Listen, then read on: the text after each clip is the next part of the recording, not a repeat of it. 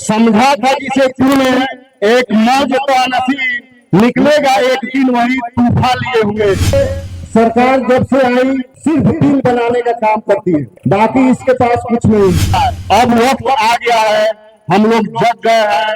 तो मुझे औकाफ कॉन्फ्रेंस हो रहा है, ये हजरत वली अहमद फैसल रहमानी साहब के सदारत में हो रहा है, जो हमारे अमीर शरीयत हैं और काफी मेहनती और दूरअंदेश हैं। कई जिला में इस तरह का प्रोग्राम हो रहा है तो वक्फ के इस काले कानून के खिलाफ हो रहा है, जहां वो जा रहे हैं, मेहनत कर रहे हैं और लोगों को जागरूक कर रहे हैं। चूंकि हम लोगों का कौम करीब करीब सोया हुआ था और इस 10 साल के हुकूमत में, 10-15 साल के हुकूमत में, इस हुकूमत ने जगाने का भी काम किया और अब जब जग रहे हैं तो उस शेर की तरह जगिए कि जहां दहाड़ दीजिए वहां कामयाबी मिल जाए। और देखिए, ये भारत सरकार जिस टॉपिक्स पर हम लोग आज हैं, वह तरमीमी बिल राज्यसभा से और लोकसभा से सबसे पास कराकर, राष्ट्रपति के यहाँ से पास कराकर वो लगभग नाफिज कर चुका।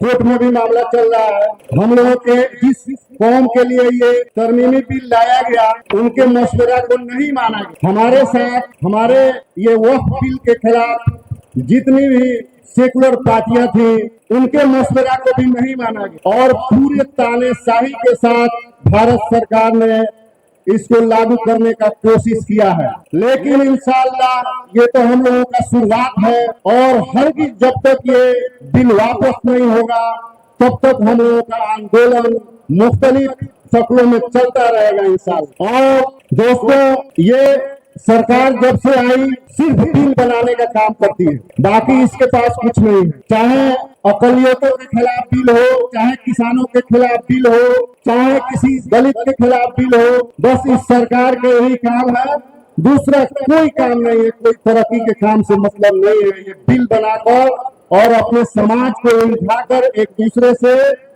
और सिर्फ वोट की राजनीति करती है। और इसने ये समझ रखा, जब 3 तलाक का कानून आया तो हम लोग बिल्कुल खामोशी के साथ, सब्र तहम्मुल के साथ हम लोग चुप रहे, कहीं किसी तरह का कोई एहतजाज हम लोगों ने नहीं किया।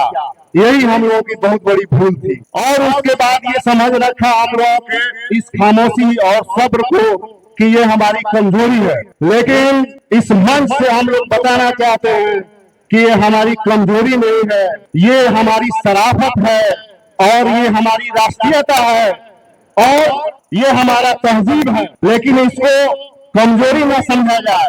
अब वक्त आ गया है, हम लोग जग गए हैं और संवैधानिक तरीके से आईन के दायरे में इंशाअल्लाह बड़े हजरात सब आए हैं, उनके गाइडलाइन के हिसाब से हम लोग मुख्तलिफ शक्लों में एहतजाज करेंगे। समझा था जिसे तूने एक मौज तो नसीब, निकलेगा एक दिन वही तूफान लिए हुए और इंशाअल्लाह ये तूफान रुकेगा नहीं। इसी के साथ मैं अपनी बात को खत्म। बहुत शुक्रिया।